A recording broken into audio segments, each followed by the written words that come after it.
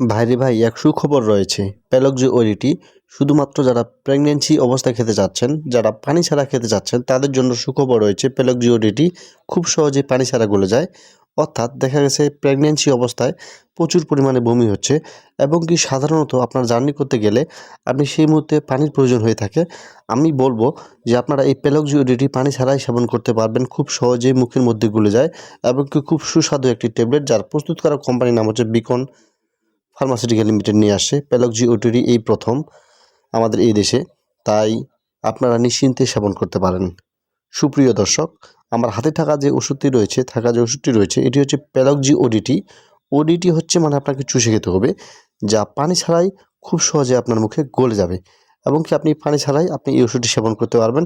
আপনি ভ্রমণে যান বা কোথাও বেড়াতে যান বা গাড়িতে চড়েন, যে কোনোখানে, এবং কি প্রেগন্যান্সি সেভ হিসাবে কিন্তু